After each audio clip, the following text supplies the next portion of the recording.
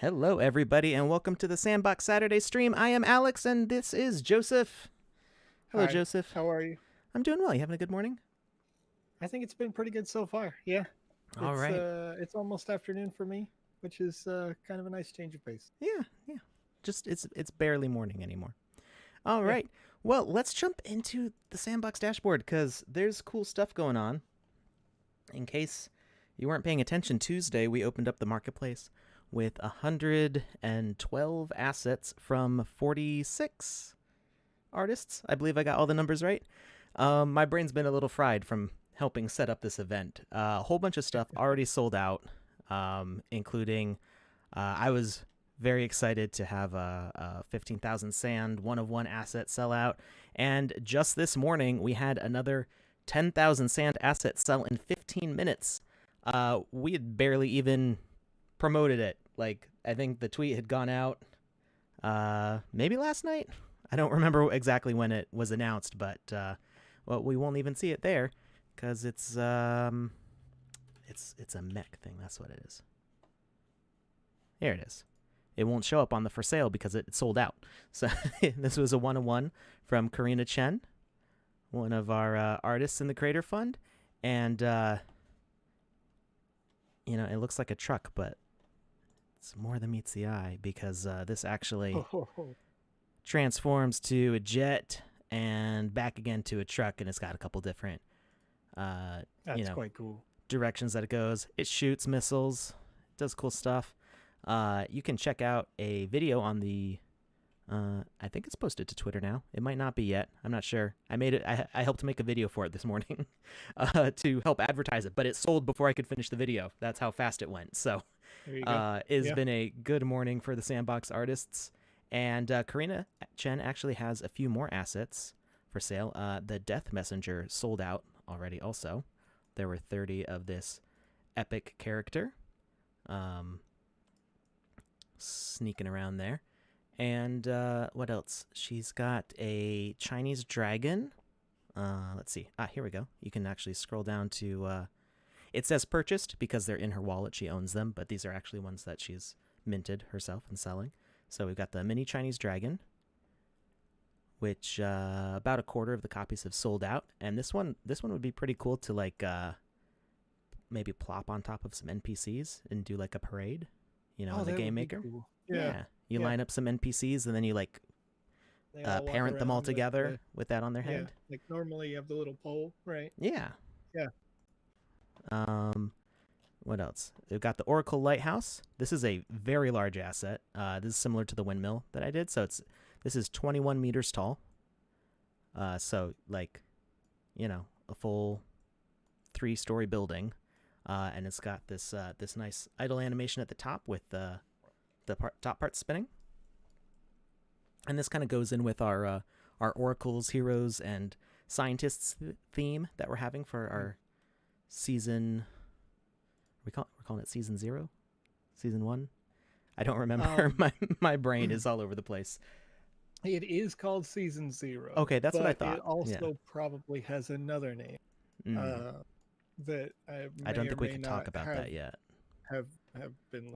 Yes. Yeah, I don't think we can say that yet. But yeah, it goes in with the style of that content. So if you are thinking of adding your own experiences to kind of connect up to the official Sandbox experiences, to kind of think of it like if we're making an RPG, say like Skyrim, it's like you're modding on. You could with your lands mod onto that experience to expand it. So you could get assets that connect to that visually and expand on it. And then we've also got this fantasy wagon, which this is pretty large too. This is 13 meters tall, 12 meters long, and almost 7 meters wide. And it's like a Howl's Moving Castle kind of wagon. I think it's got a moving animation, so it's wheels roll and stuff like that. This little flag flaps in the wind. So cool stuff from Karina. Go check that out. I'll put the link right to her profile, and if you scroll down to the bottom here, you can go right to the different things that she has for sale. Also for sale today, well, there might not be any left. Let's find out. Because last I looked, there were 2. So if we type in bunny, last one, there's one left. Oh, nope, there's 0 left. So There are somebody now just bought it. 0 Easter bunnies. So this went for sale at 8:30 this morning. So about 6 hours ago, 5.5 hours ago. Yeah. This went up for sale, 100 copies. They were 50 sand each. And it's got this cute little idle animation with the bunny wiggling its nose and checking out its eggs. So we are actually going to, well, if you've bought one, good, because you can participate in this. If you didn't buy one, I'm sorry that you have to settle for the Wizzy giveaway today. You won't be able to participate in this event. Geez, Oh geez. Oh well, free stuff. Oh no. So if you were one of the lucky 100 people to grab these before they sold out, then we have a little screenshot contest. It's not really a contest because anybody who's bought this can enter, and will get the prize. So I don't know. It's like a giveaway, but it's got some criteria to enter the giveaway. So what we would like you to do is to make sure you have the latest version of the Game Maker, which just came out like a week or two ago. It's version 0.5.3, and you can get it right now from the Create tab here and download. Make sure you're logged into your account. Once you open up the Game Maker, if you're already working on a game level, that's fine. You can use what you already have, or you can start something new. And we want you to put the bunny kind of like hidden away somewhere in your level and take a screenshot with it and send that to us on Twitter. And you can tag me or Joseph or the Sandbox. Joseph, would you mind putting those tags in the chat for everybody? Sure. Yeah. And you tag all 3 of us, just for the sake of it, and share your screenshot from the Game Maker with the bunny. So because this has been minted, you'll notice there's no plus sign, so nobody can add this to their inventory now. So really only the people who bought this actually have access to this asset now. And between now and Wednesday's stream, which is at it's at 5 p.m. Eastern time, 2100 GMT. That's what it is. Trying to think globally here. 2100 GMT, which is the start of our stream on Wednesday. You need to share these screenshots with us. As long as they are family friendly, we will show them on the stream, and everybody who takes these screenshots will receive a free NFT that we are going to make on stream today.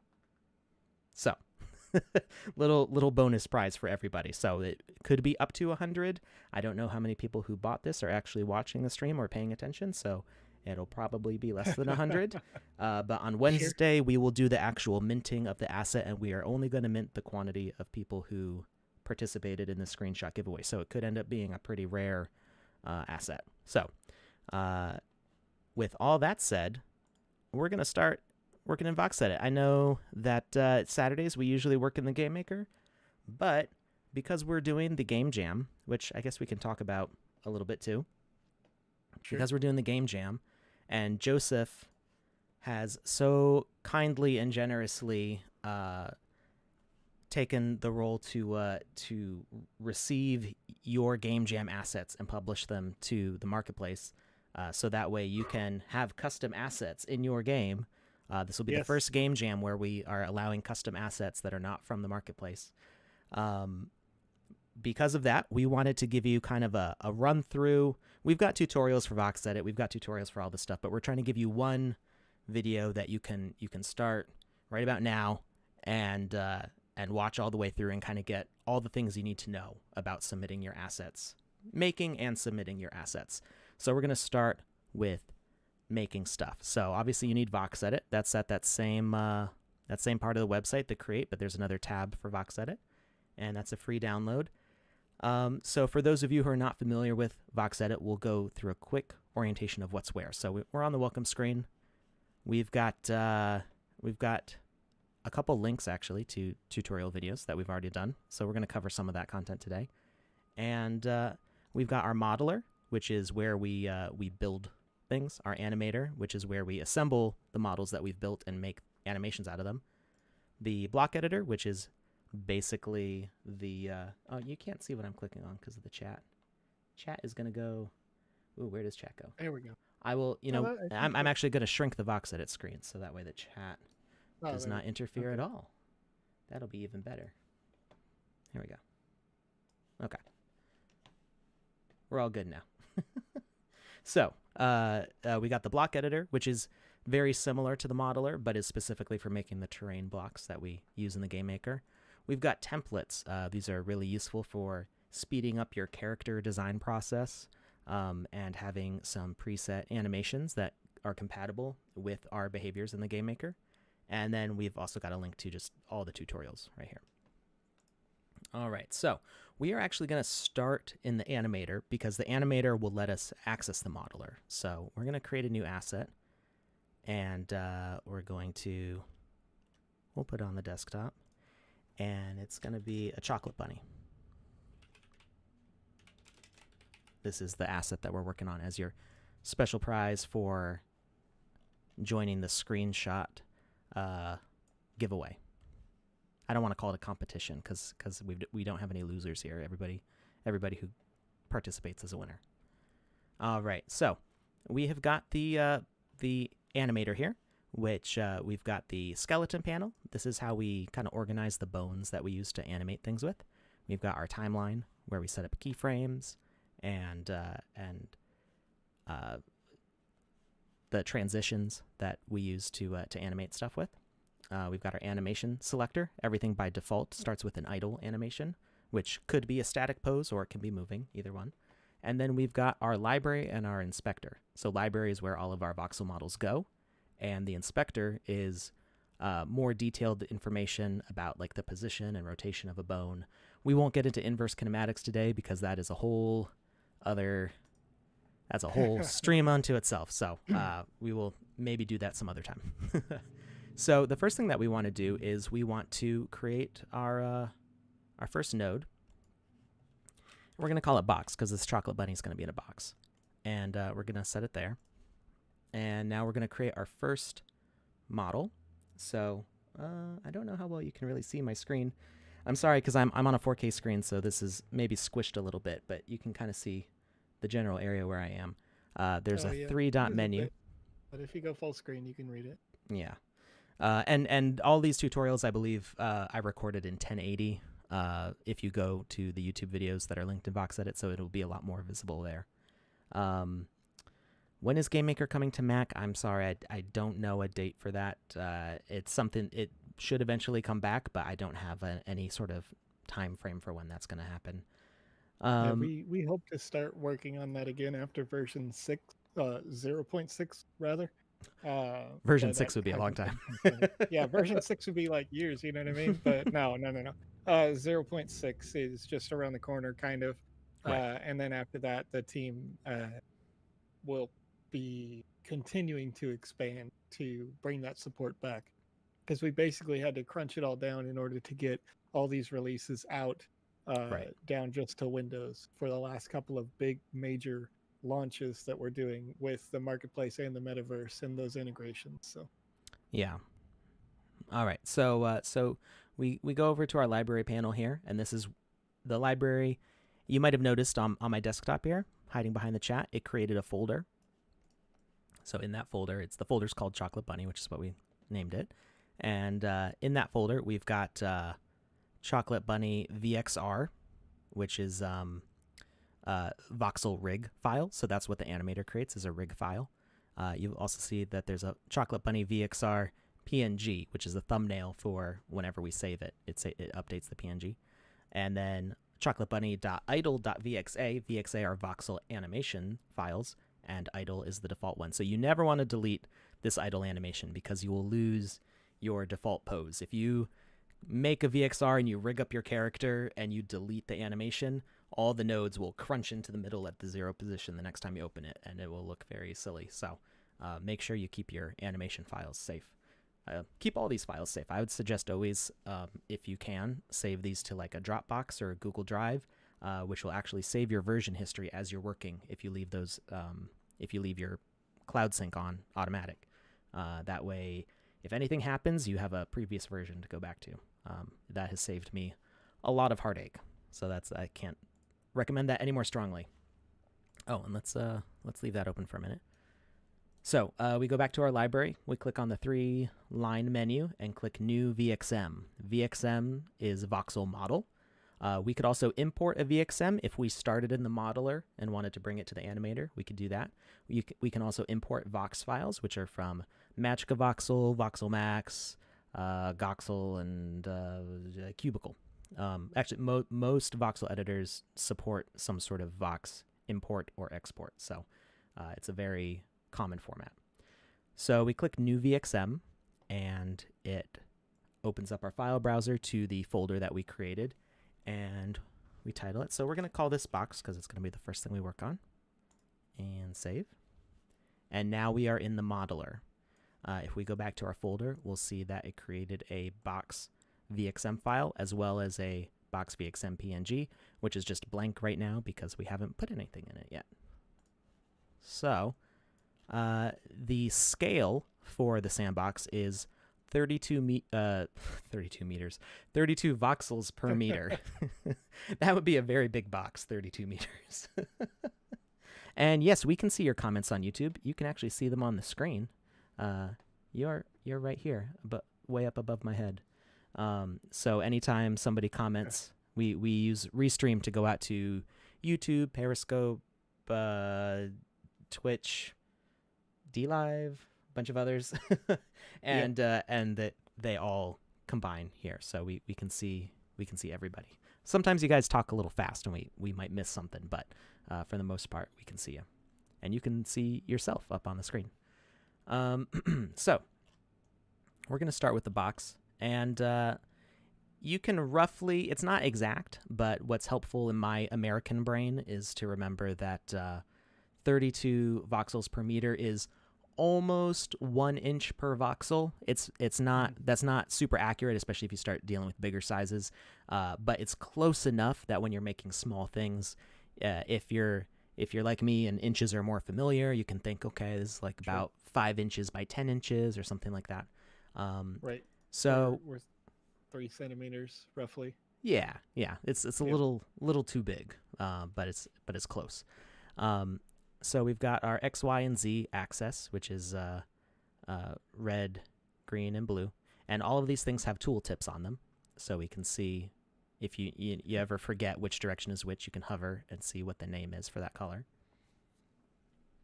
And let's think about how big we want our chocolate bunny to be. I'm thinking about this big, so that would probably be about we'll say like 9 voxels wide by like 15 tall, I think. So we'll do 9 and hit enter, by 15, enter, and by like 5. This might actually be, I think this will work for what we want. Maybe a little bit bigger. While you're running through this, I'm going to answer 2 questions that I see, at least to the best of my ability. Will inventory items be updated to work with the drop function soon?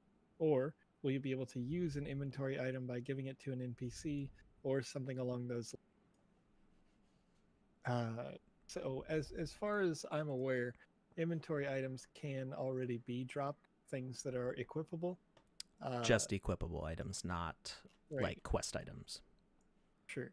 And then using an inventory item by giving it to an NPC, it doesn't come out of that space yet, but that is the intention, that eventually it can be like kind of exhausted or consumed by talking to, let's say, like a blacksmith or something, and you've picked up iron which has no other use but going in your inventory, and then it gets deleted out of that.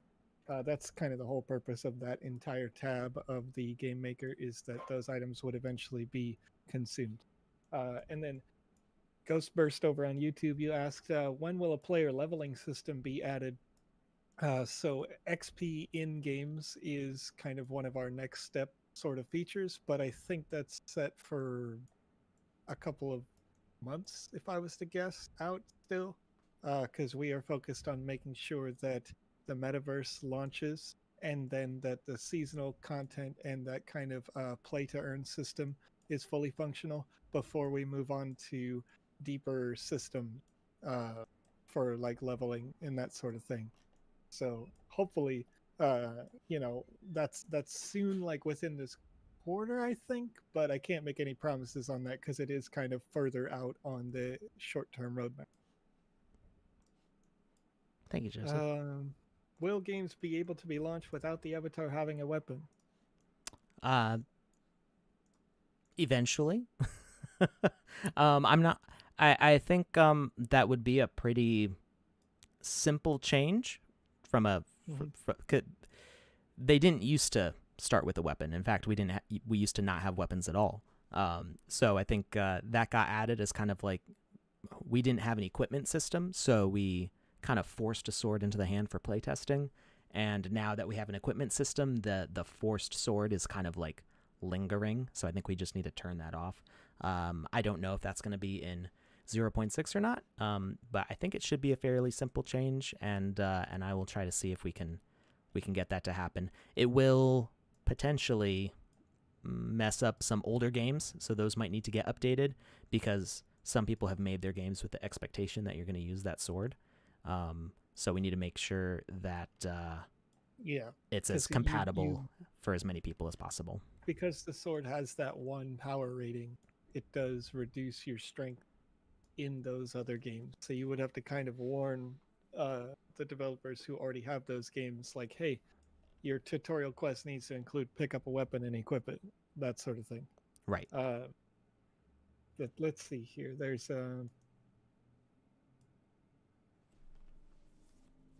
the way around that, in my opinion, if you don't care as much about the play to earn integration, like if you're not trying to be part of the play to earn system, you could override what the avatar is so that a user comes in and they aren't their own avatar, but they are something that you set as the avatar. Like, any other game, basically, the main character is something that you have created as the game developer, and then you get people emotionally attached to that character instead of their own avatar. Whereas all the play to earn games would use your avatar, not the designer's avatar, when they play. So that's just something to think about. Lays, you cannot stack lands on top of each other. There is a sort of cardinal north in order to maintain that kind of original. How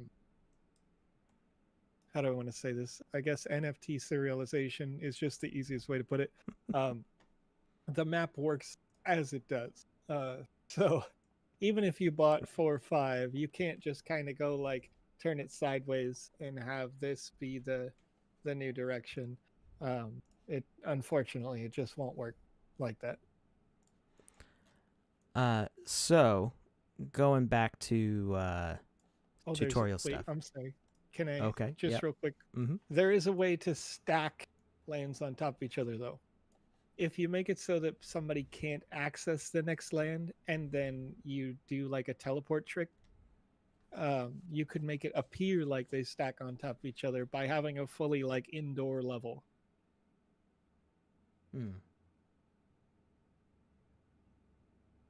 I think I understand what you're getting at there. Yeah. Like in one of the examples is one of the earliest creations in the Game Jam number 2, I think. There was the teleport system that had been created by Cyberdragon. And when I say created, I mean they used the tools we already had, right?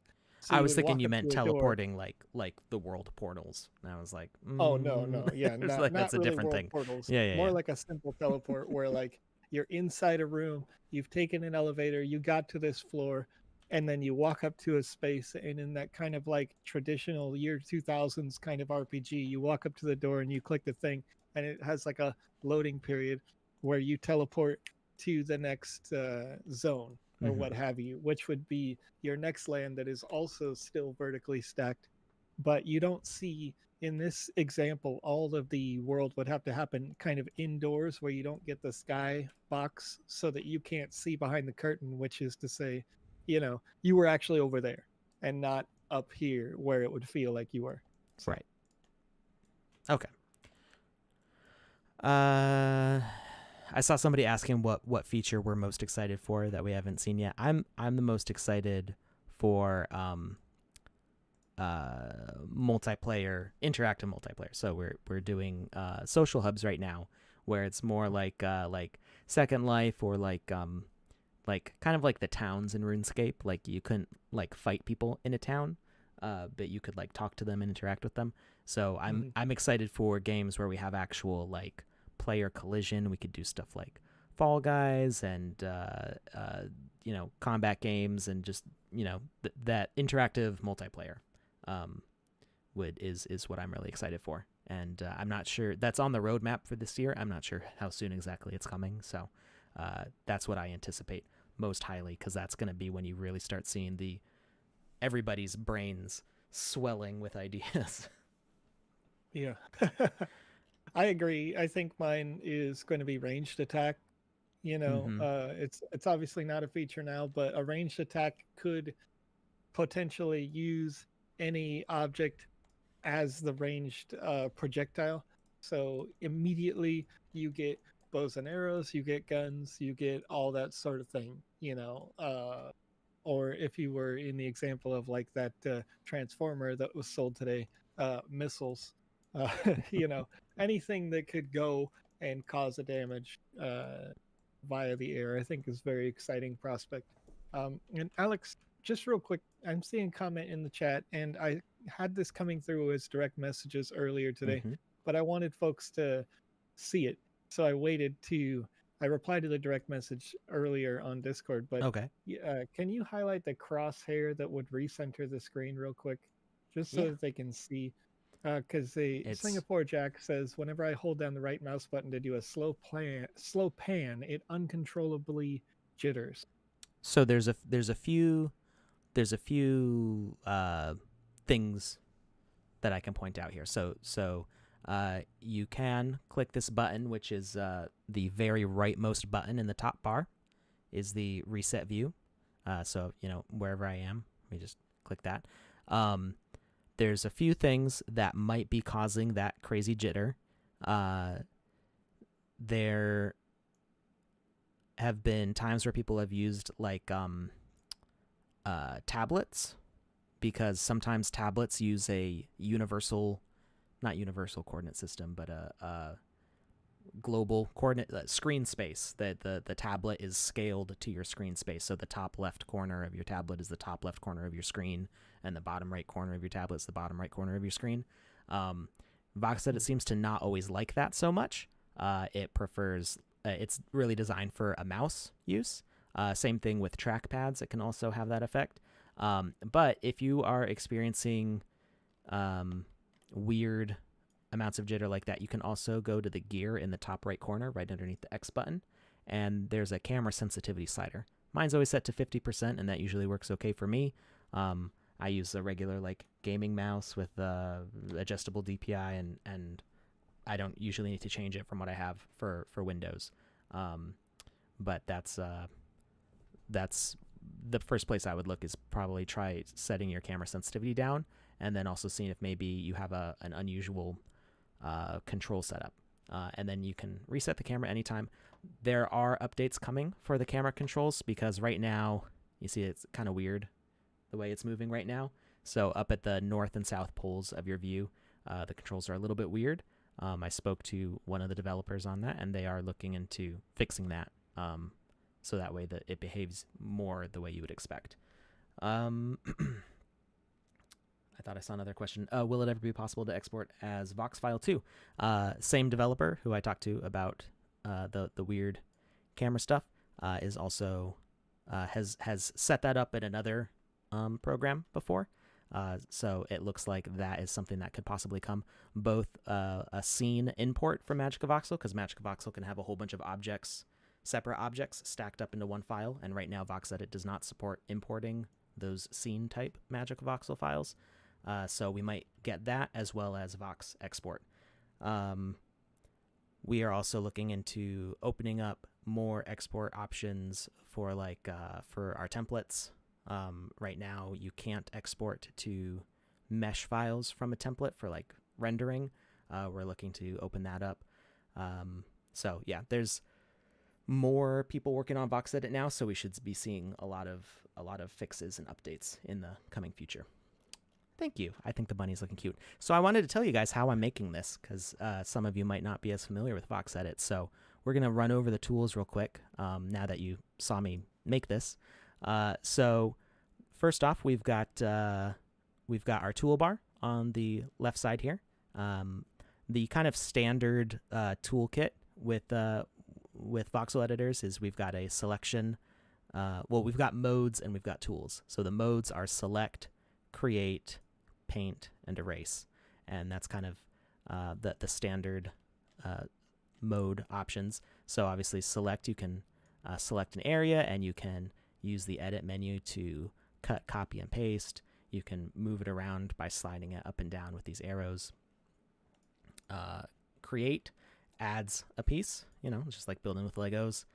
Erase will remove the piece, and paint will color an existing piece in the new color.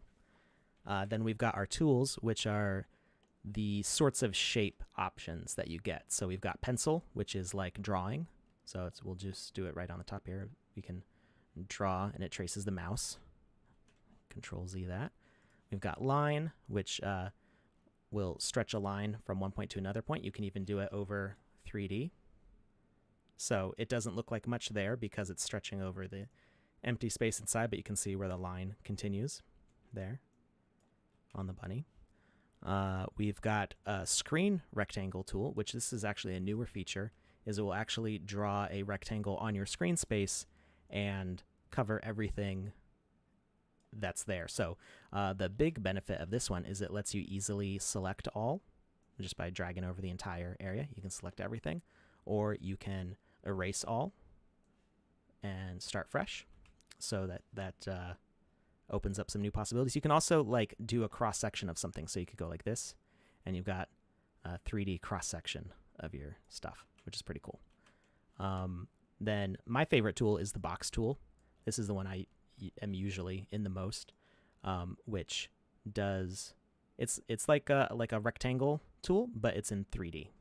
So you click your first corner, and then you go to the opposite corner, and that's the one I find most useful for most cases.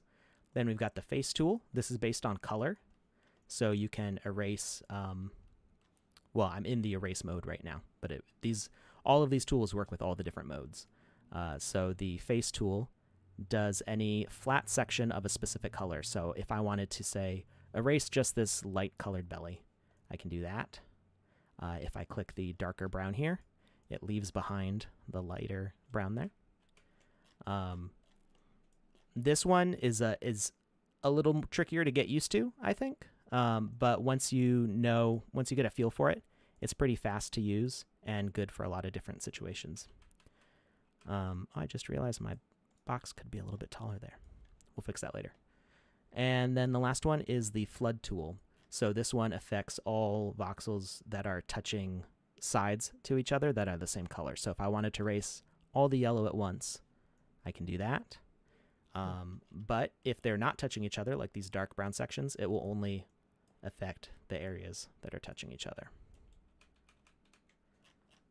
Those are the basic tools.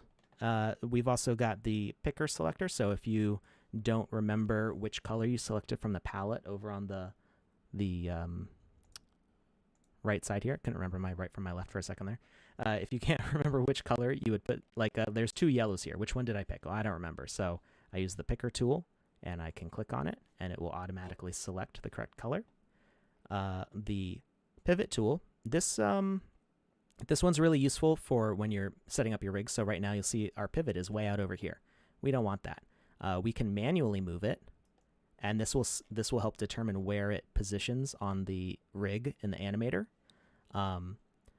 We can manually move it, but there's also some new features which some people might not know about yet. This just came in the last update. We can right-click on it, and there's a new center, which will bring it to the very center in all three directions, X, Y, Z. This is the exact center.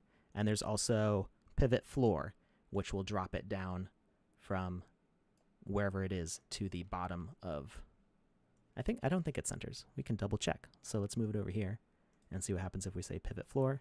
Okay, it brings it to the middle center. which is oftentimes where you want the pivot. It depends on what you're doing. If you're making a single model like this without a rig, you probably want your model on the floor because that's going to be how it places in the game maker. So if you put your pivot up here and this is your whole model and you upload it to the game maker, when you go to place this bunny, the floor will be halfway through its head, which will, you can adjust for that in the game maker, but that's probably not how you want to place it because it means you're going to have to fix it every time you do it. So it's easier just to right click, pivot floor, and it places it right on the bottom for you. And this last one, the frame tool, this one's a little more complicated to explain, but we have a frame component in the game maker. So you can set up like TVs and signs and picture frames in the game maker, and you can load graphics into them. That feature is not fully developed yet, but you can make items that have frames in them right now. So whatever face you select on, this little green line will point out the direction that the image faces. And so if I was to publish this to the game maker and load this into a level, I would be able to put, say, an ad for chocolate bunnies on the side or something like that. But we don't want that on here, and we can click again to remove it. That is not at this point compatible with rigged items. You can only do that on single voxel models. All right, let's see if we have any questions. Any idea why Paris Hub doesn't load up? So many questions. We've had so many questions. I know. I was monologuing for a long time there. Oh, it's good. So the Paris Hub not loading. The Paris Hub is a multiplayer experience, and at any point it might be getting updated because it's still in a beta stage. So technically the game maker is still in alpha. VoxEdit's in beta, and the game maker is in alpha. And there's still a lot that's changing in the game maker. So there may be updates that are needed on the hub if you just got a new version of the game maker. They may be in the process of re-uploading the new map. In the future, we're going to have what's called live ops. So live ops is when you leave things running and you can kind of change them in the background and then launch those things without kind of interrupting everything. Although you may get temporarily kicked from a server if it has to switch over to the new stuff. It could also be sometimes the server just needs to spin up. If there's been nobody on it for hours, it'll kind of go to sleep to not waste electricity when it's running. And then it waits for somebody to try to join in. So what you would see in that case, I think it says like starting node or something like that. And you would have to wait maybe 10 minutes or so. It'll be faster in the future. But yeah, it's still an alpha stage. Sometimes we're able to jump on during stream and hang out with y'all in the Sandbox game maker. Sometimes it's not working at that time. So it'll be up and down a bit. Once we see the launch of season 0 with the client, those should be live all the time for people who have access because it is a limited access event. Let's see if I can catch up on some of these questions. Cosmo Grog. Yeah. Cosmo, did you send me a request to be an artist using the forum and or a Discord message? If you have, sorry for just saying you, I was going to answer it, but Alex finished the sentence. The question is, what do I do if some of my assets aren't showing in the Game Maker library? So you should be able to go to the top left, click File, click Send to Marketplace, and then turn off your Game Maker, turn it back on again, and you should be able to see your assets in your account at that point. But if you use custom assets, you will not be able to push that game into the gallery for us to test on Wednesday if you're interested in that, until you have me approve those pieces of art. So just keep that in mind. But there are, let's see, I have not, but I mean marketplace assets, not my own. Okay, so it's the same process. You go on the marketplace and you click all the pluses that you want for things, and then turn off your game maker, turn it back on again, right?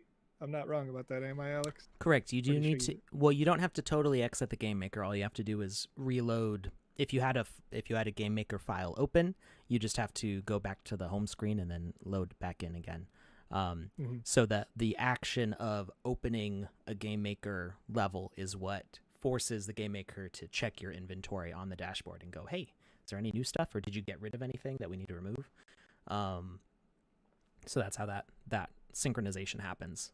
So if you upload something or if you add it to your inventory, you do have to restart the level that you're on to pull those updates. And then Holly Voxels is in the chat. This is Holly from the DM that I sent you earlier, Yep. Alex. Do you think we could address that question? Yeah, I think so. We can go over a little. How much time we got? Oh, wow. We got 20 minutes left. 20 minutes. Today's going to be a long stream, people. Hey! More free show. So the issue that Holly was having is that that she tried uploading to the dashboard. She's working on a Game Jam game, and the asset was previously uploaded. She wanted to re-upload it and replace the existing asset. So it sounded like she did all that part properly. Where's my voice going? Oh my gosh. So much for a long stream. So when you're on the dashboard, there is like a, I don't want to call it a piracy protection. It's like a forgery protection measure. So if you upload an asset that is already on the dashboard, it could be blocked, and that can happen like if you've uploaded your asset more than once. Usually replacing it, I don't think should trigger that. Normally it'd be like, say this bunny, I upload it to the dashboard and I called it like test, and then I did some tests with it and I was like, well, I want to test another version kind of in parallel and compare them. So I upload a second copy and I call it test 2. The game maker, if it sees those thumbnails that look identical, it might go, hey, you're trying to copy somebody else's work because it doesn't know that it's your own work. So my suggestion would be is if you have an animation, choose a different keyframe, or not keyframe, but choose a different frame of the animation so the thumbnail looks a little bit different, or you can choose a different thumbnail orientation. We'll see what that looks like in a little bit to have the different thumbnail selection. And that should let you bypass that, so that way you can re-upload your own thing. If you didn't upload more than one copy, I'm not sure why it would be doing it. Sometimes weird things happen, and maybe just trying again later, it'll work. It could be that the server was freaking out at that moment. You could also try instead of replacing it, upload it as a new copy, and get rid of the old one. The thing you want to be really careful about is that as an artist, when you have upload powers, you also have the ability to delete stuff from delete your own uploads before they've been published or minted. If you've placed that asset in the game maker, you do not want to delete your old upload, because the game maker is going to freak out when it knows that you put that asset someplace and then it's not there anymore. We're working to make the game maker more stable around that case, but we had a lot of demand from the artists to be able to clear out old items from their inventory if they had uploaded a lot of tests and things like that. But you do not want to delete something that's in a game that you're working on, because then you'll have to contact me and I'll have to contact a dashboard tech so he can go back through the database and find your asset and undelete it, which is a whole bunch of steps. So just be very careful if you see that delete. Be sure that you don't have that in a game.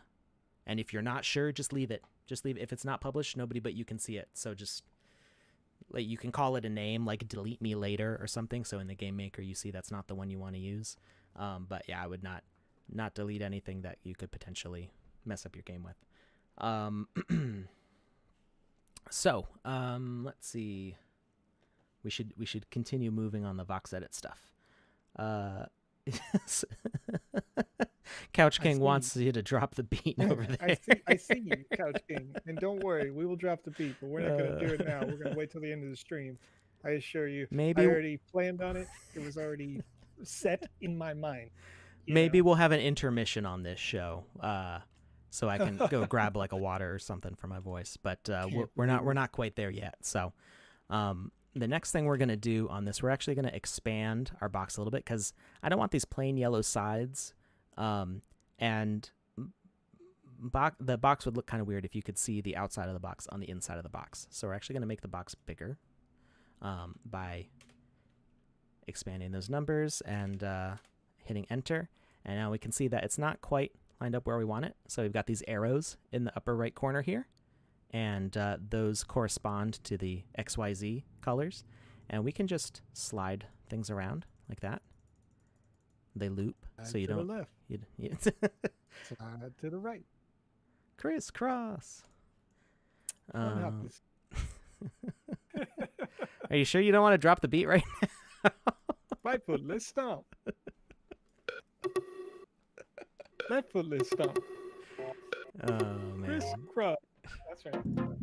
I'm sorry, Alex. You should be. Drop. Open up shop. Deal with it.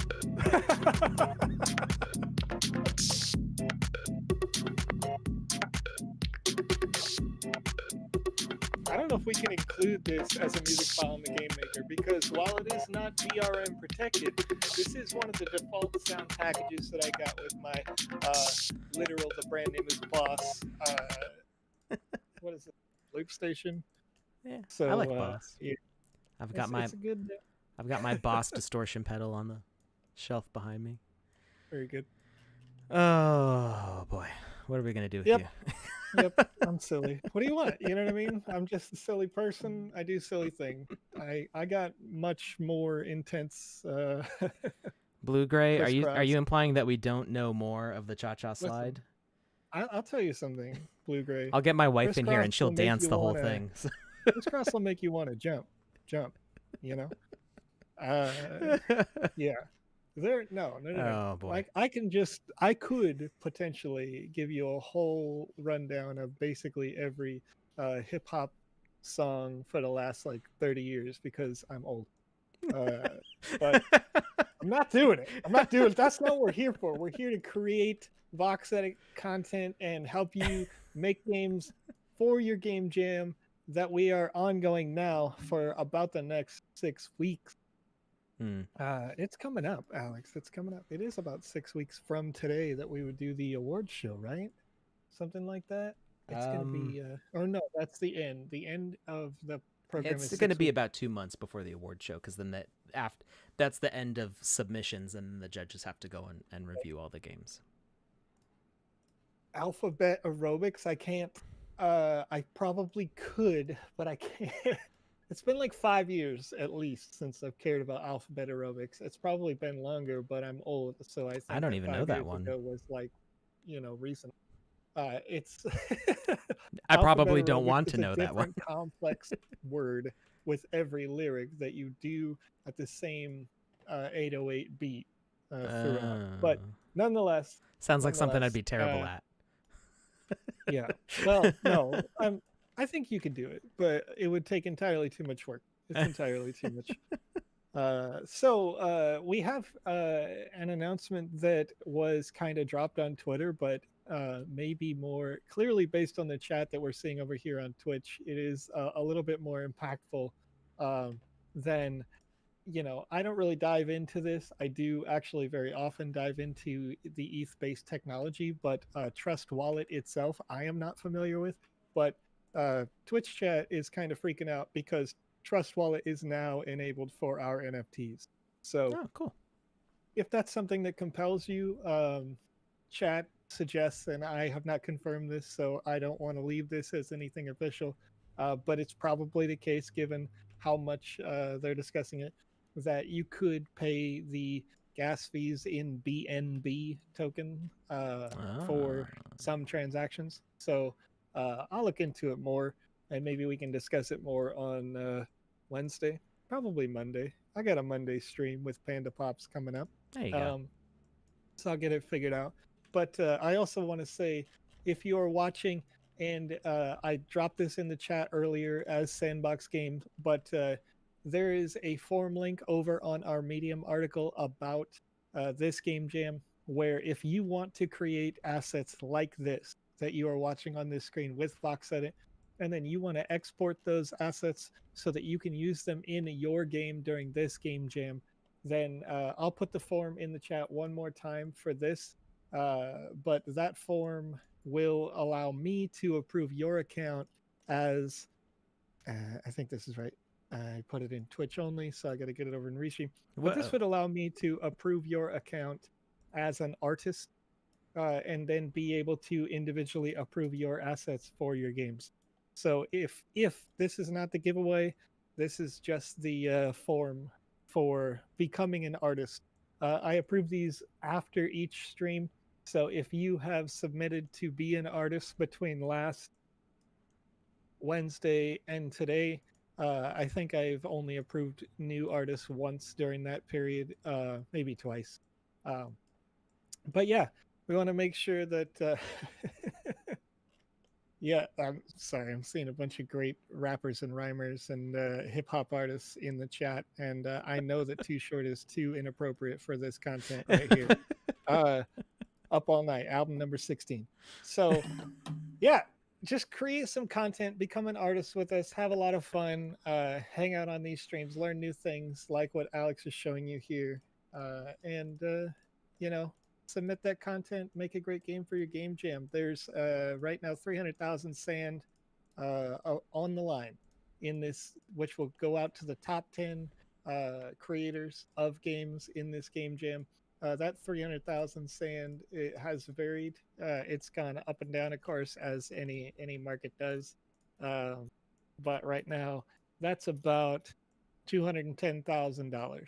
So still up higher than when we had announced it, I think. But it's a great opportunity for anybody. The top 10 winners will also get a land NFT in order to publish their game on. The game doesn't necessarily have to fit. If you're creating in the game jam, you could make a game that is larger than a 1x1 NFT. If you like, I know in our last game jam we had one that was a 4x4 design. But if you make something that is a 1x1, then you know that whatever game you created, if it was a top 10 winner, you could immediately publish it as soon as the metaverse is available to the public. So, yeah. Yep.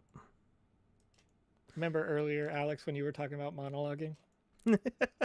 It's really easy to do. I gotta be honest with you. You know, but both of us have a penchant for talking too much, which is evident because usually after these streams are done, Joseph and I are usually chatting for like another like half hour at least. At least that's true. We just like talking. I have a. That's not gonna happen today, Alex, because I have decided that after over a year, I'm gonna get a haircut today. Ooh. I'm gonna leave the mask on. I'm gonna go get a haircut because a good percentage of the people in our county have gotten their vaccination now. We are lucky to be kind of oversupplied because of a lot of local native reservations that frankly just say, hey, I don't care what the federal government wants. We have this allocation of shots and we're just going to keep ordering them over and over and over.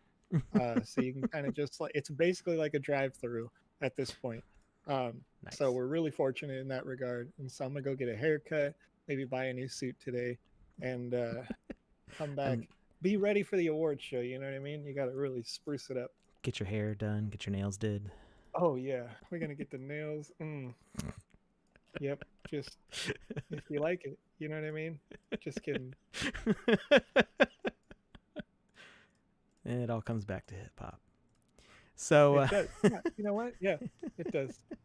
Sorry about that. So if you guys were watching the screen, you'll see that I've been doing some patterning here.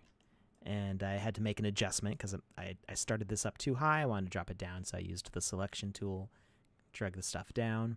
I've also been messing with the color palette, so you can, for you guys, I made the palette bigger. You can zoom in on it, large view there, see the colors a little better. You can always press the plus sign to add a new color. I think it supports up to 255 or 256 colors. You've got your standard color editor here. If you've ever used like MS Paint or basically any other program, you've got your hue slider and you've got your saturation and brightness square, along with RGB, HSAB, and hex values that you can type in if you feel like doing that. The other thing you can do is we're not going to do it on this one because nothing in this really calls for it, but you can make your colors glow like that. You do have to keep an eye out for how bright you make your glow, and this is why I recommend if you're in the game jam and you're making assets before you submit them to Joseph, you want to test them in the Game Maker. You want to see if they look the way you want them to look in the Game Maker, because the program for VoxEdit and for the Game Maker and for the dashboard, they all have different rendering methods, because VoxEdit is made with Java, the Game Maker is made with Unity, and the dashboard is made with like a Google API of some amalgamation of HTML5 and CSS and who knows what else.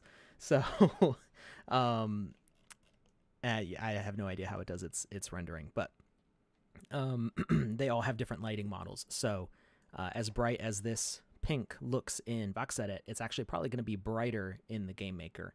And this might actually be like a blinding glow in the Game Maker. So you always want to put your files in the Game Maker right after you upload them, and we'll show you that in the next bit here.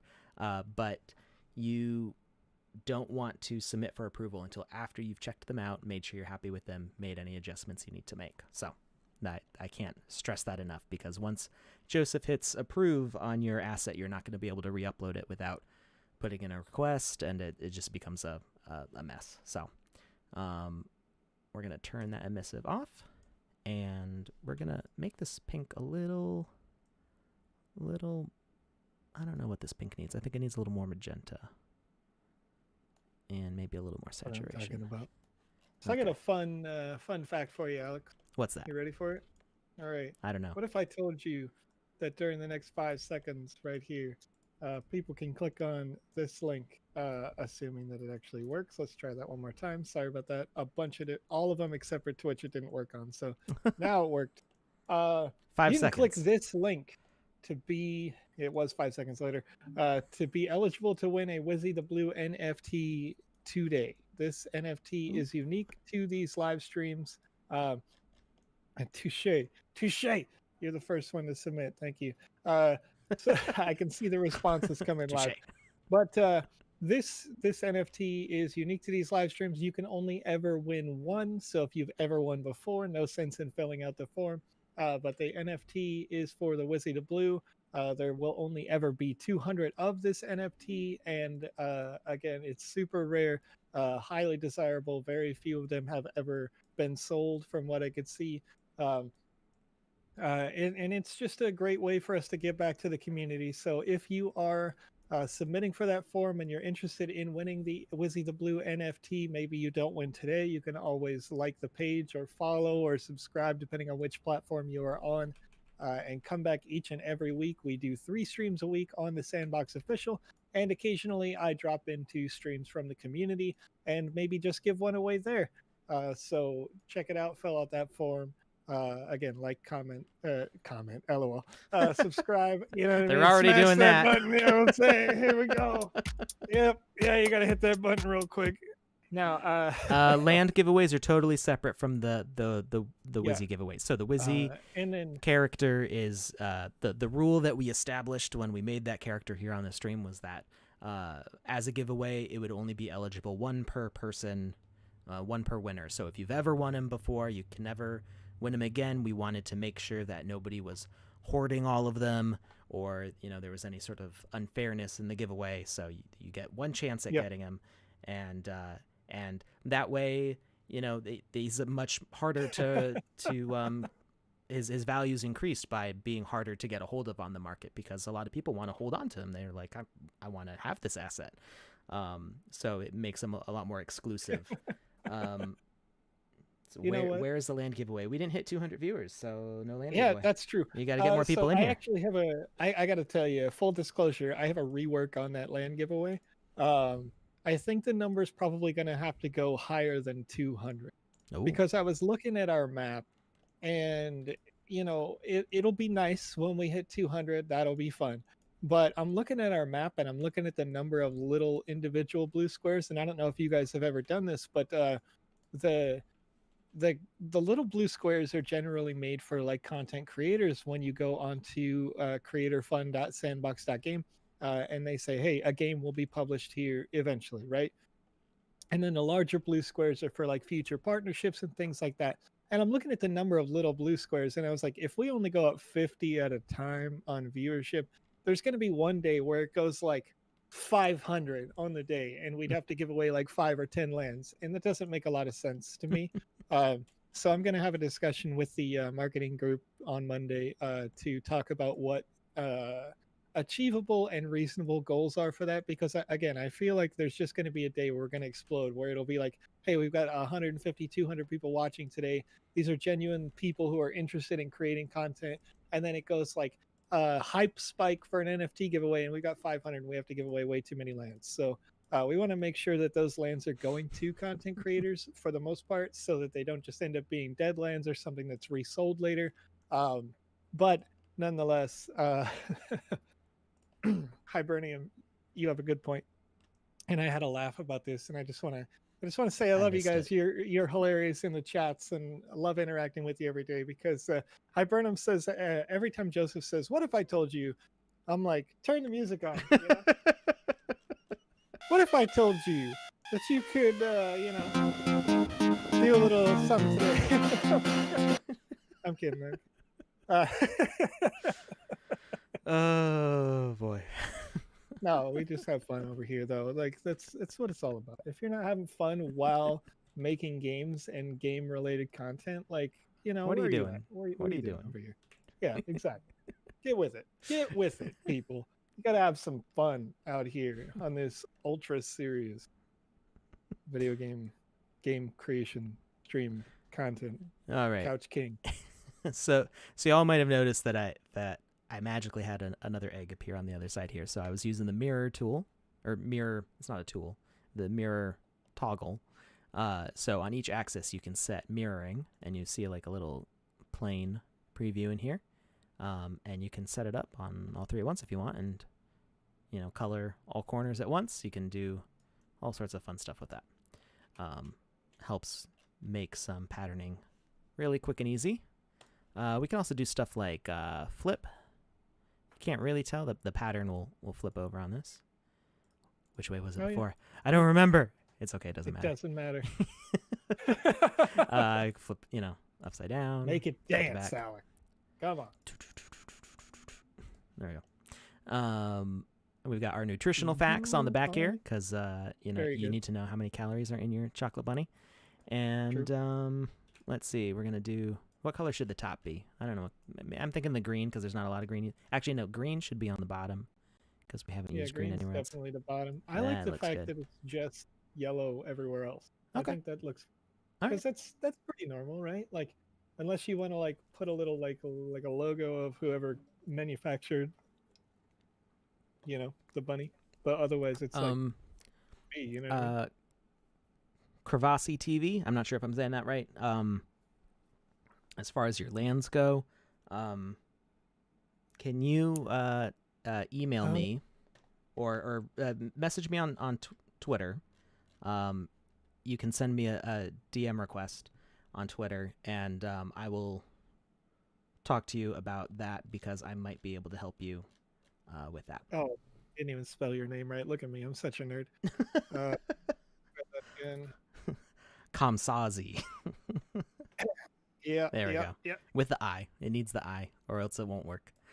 All right. So I think this bunny is looking pretty much done in here. So let's just make sure that our pivot is correct. So we're going to say pivot floor, and just make sure that it's in the middle there. The way that we avoid bots is to require unique email addresses with each one. I mean, potentially there could be somebody who has a bunch of pre-canned email addresses, but I've never seen anything where it's like ABC12345, you know what I mean, coming through in a submission. They're all, for the most part, somebody that I've at least seen their name interact in the chat once when they get the win, or somebody who has replied later afterwards when I tag them and say, "you win." Yeah. I know that some people watch this like maybe in their living room, and they've got that on, and they've got their computer on, and they're doing that. But again, for the most part, I've seen these awards go out to people where later I've seen it in a game that they've made, so I know that it's in the right interest.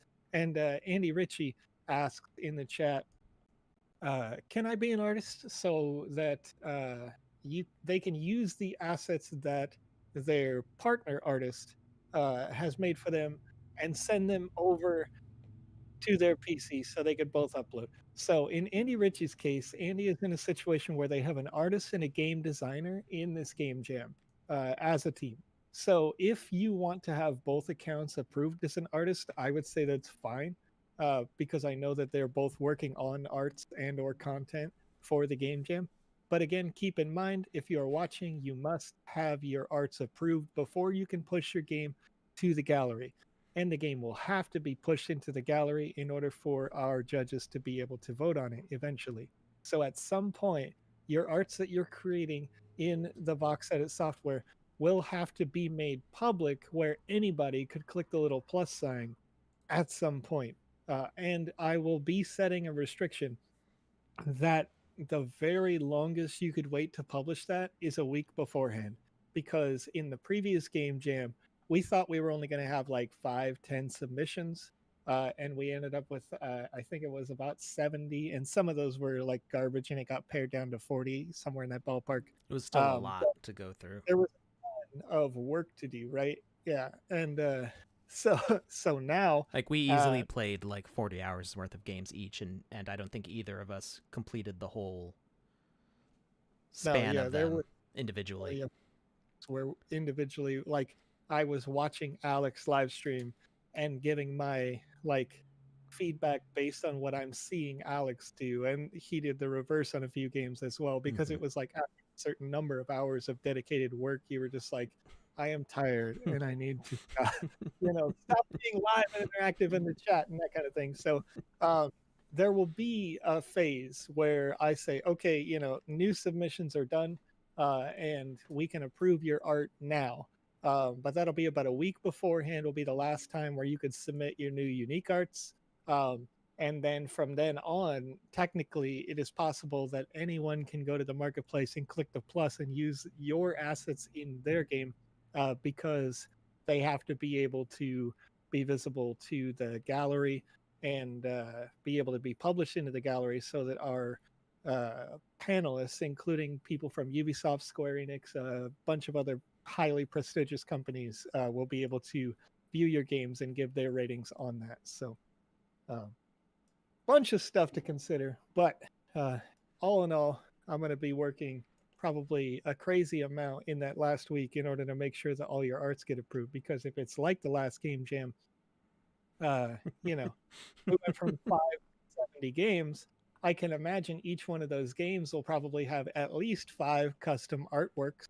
So I'm going to have to approve, math, 350 arts in the last week. But it's probably actually going to be much higher than that. I'm just trying to be nice. We'll see what happens. Anyway, it'll be cool. So Tyrell 1X, it is not possible to blur the shadows right now. So you'll notice if you've got both light sources, because we've got 2 light sources, if you have them both facing the same way, they kind of like conflict with each other. There are more updates coming to the rendering engine. We're also looking into maybe having a low detail mode for people who are struggling with frame rates, which would kind of automatically adjust the quality of the lighting. So blurrier lighting might be possible in the future, but it's not, I don't think it's on the roadmap right now, because ultimately this is not a rendering tool.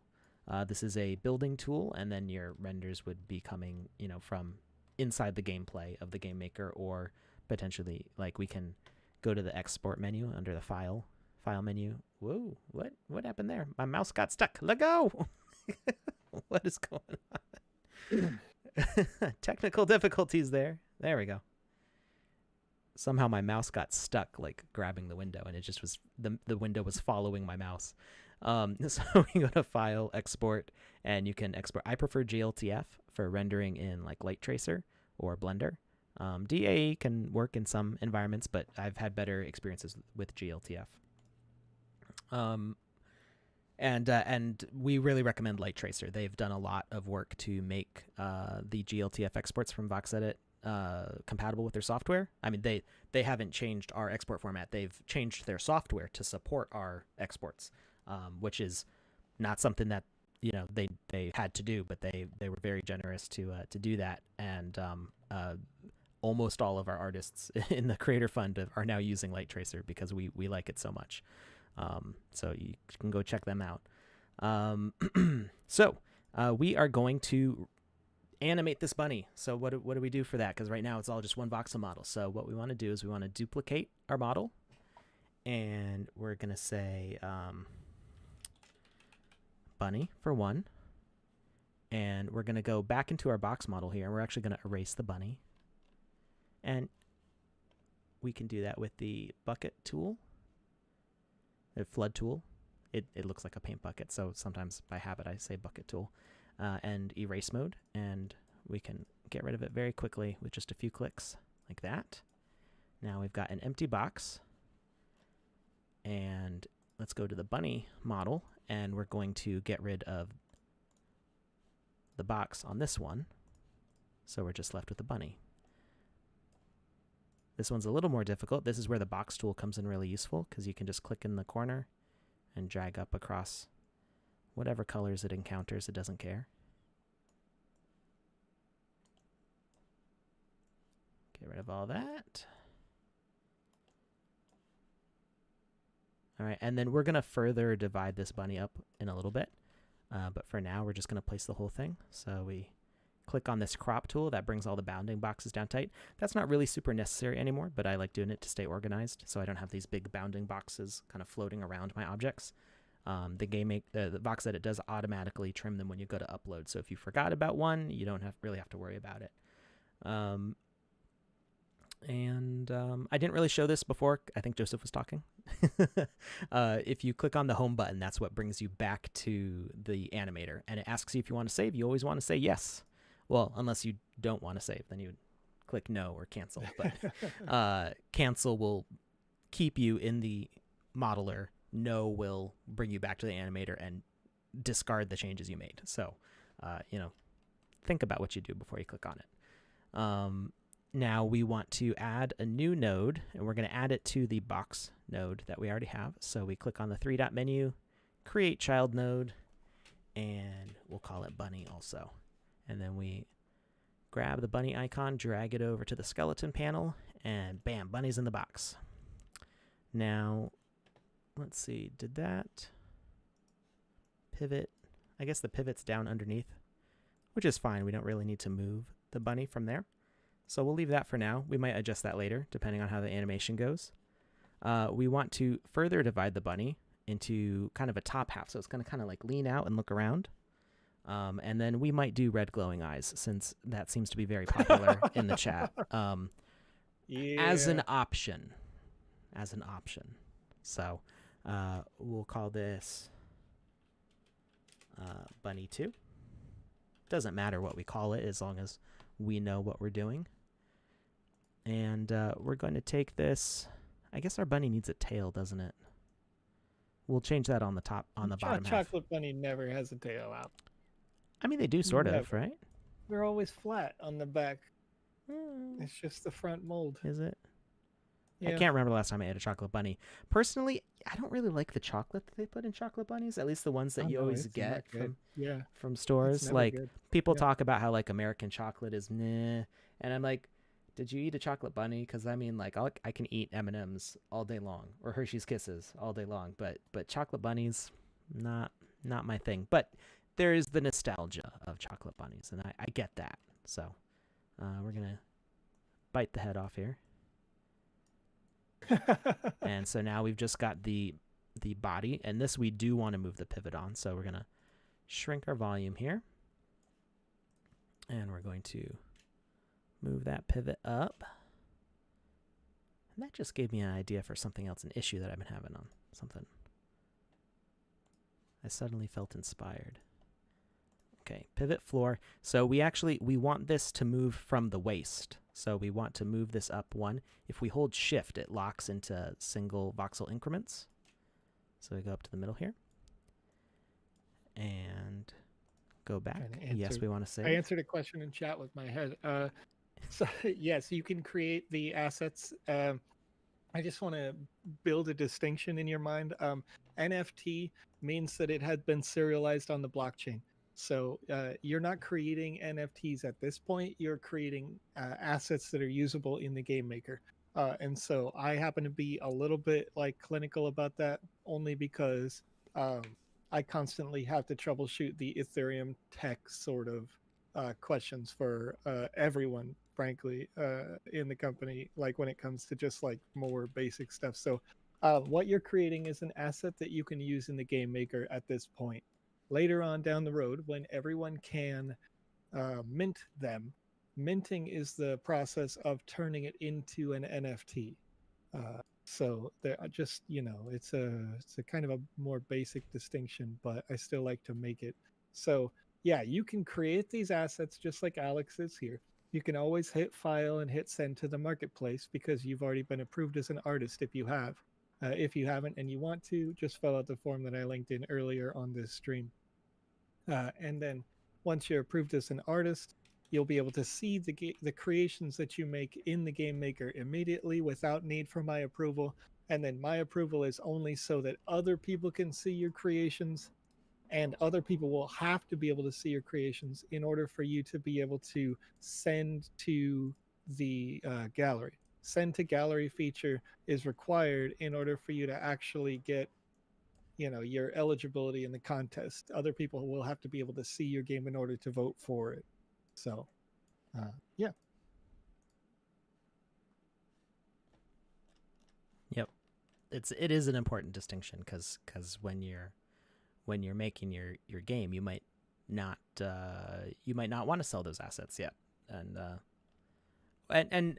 making it an NFT, you don't have to sell them at all. You may mint just one and make it for your game, and nobody else will ever be able to have it. If you want to do that, you'll have those kinds of choices to make.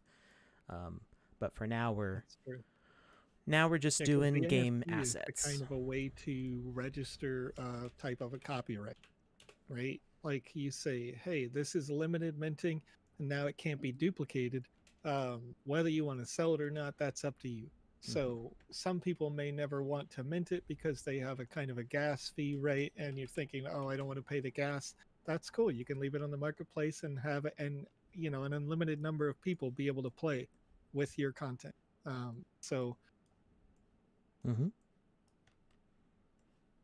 Getting a call from my wife. One second. Yeah. We want some bump music. Oh, he's actually doing it. Oh, God. I'm going to turn it down a little bit. All right. So we do want to put this back here. Oh, okay. Apparently it was a quick call. You're muted right now, FYI. To us, we can't hear you. Yeah. Turn myself all the way down so I could have a phone call, right? What a crazy thing. No, so she just gave me a real quick phone call because I'd mentioned that I won't be here after the stream because I was going to go get a haircut. And so she was like, hey, I just wanted to let you know I didn't take the car, but I left. Bye. I was like, oh, okay. Anyway, this is what happens. You run long on a stream and then life hits you right in the face. Yeah. So, wait, does this mean you're missing your haircut entirely? No. Oh, I didn't make an appointment. This is going to be a walk-in situation, and then they're going to say, oh, we can't take you for this number of hours, and then I'm going to go to the other place to get the soup. All right, so let's break down what I've been doing here. So you could probably tell that I was separating out the bunny. I made 3 different copies. So I left one copy in full, this is the original bunny, just in case I need it for any reason. It can hang out in the library. If it's not on the rig when you export to the marketplace, it doesn't get uploaded. So your VXMs just stay here in the library chilling out. Only the stuff that's on the rig is what goes up to the dashboard when you upload it. So you can have anything in here and it should be fine until you connect it. So we've got our 3 parts of our bunny, and if we turn on our rig view, we can see the bones connecting. So we've got our box node, our bottom of the bunny, middle of the bunny, and top of the bunny. And The cool thing with being able to rig them, and this is something that's not as common in voxel art, is that we can disjoint and angle and use incremental measurements. So you'll notice that the top half is half a voxel forwards, so we get more like nuance in the shaping of the front. It's not quite as drastic of a divide there. And then we can animate and move things around. So for idle, I think we would probably just leave it as a static idle. But we do want to make a new animation, and we'll call it just looking, or we'll call it peeking. He's going to peek out of the box. And so we select our base part. He's going to lean forwards a little bit. So we want to expand our zoom so we can see more of the timeline here, see more keyframes. And we won't start moving it quite immediately. We'll have a slight delay in there. We're going to hit this keyframe button to add keyframes across all the nodes. And we are then going to start our animation. So he's going to lean forwards from the bottom just a little bit. And lean forwards. I'm so happy. What? About what? Well, so I'm seeing I can see this form all the time, the one that we use for the Game Jam artist application. Yeah. And from the start of this stream until now, we have 11 new people submitting to become artists for the Game Jam. Wow. And I'm just glad to have you guys come and create games with us and have fun with us. And when these games are done, I can't wait to be able to play them and feature them and share them on socials and say, like, look at this creator name, making this creation name, Right. like it's going to be I love seeing these come through, and like seeing people develop and how it genuinely has. Look at this bunny headbanging right now. The bunny's out here. It's waiting for the banger to drop. That's what it's just. Yeah, it's the last chance I'm going to have to do that before today. You know what I mean? So had to get it out. So it's moving a little bit fast right Yep. now. Maybe we want to slow this down. So we can actually shift click on all these. Click one, shift click, and pull all these keyframes out. So it's got more of a slow kind of lean forward. There we go. I like that. That's cute. It's a little more peaceful. And then it's going to turn one way.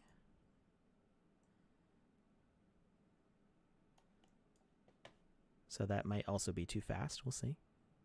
Yeah, it's a little fast. We're in a space that it's this bunny, may be evil inside, but it's hard being a piece of chocolate. You're not too flexible. It takes a lot of effort to do this. So do that, and then we'll move back the other way. All right, so we've got our rotation tool, our rotate node, move node, and this one is just a select node, so it's easier to select without accidentally clicking on the move or rotate handles. Just the three basic tools that we have in the animator, so we can position those. And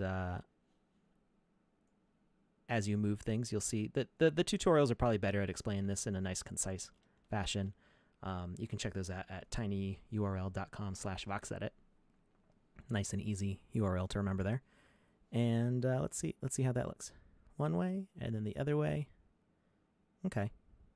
I'll probably want to put a little more nuance into that. So we'll let's add in some acceleration curves. So if we right click on these, you might not be able to tell on the resolution of the screen, but there's little squares here in the middle between each keyframe. And right now they are set to linear by default, but let's change them to quad in out and see how that looks. Yeah, that'll give it a little more smooth. Over on Twitch asked if the animation will play back so that there are no jerks. And that's what Alex is doing right now when he does quad in, quad out, that sort of thing, is it takes it and makes it more smooth.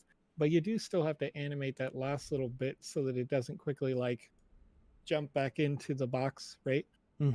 Yeah, no, I'm not done yet, but you can tell that the turn of the head is a lot smoother. And then Thomas Cole, will landowners be able to publish assets before the general public?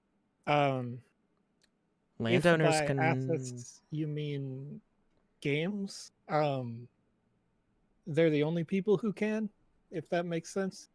You have to own a land in order to be able to publish your game into the land for your game experience.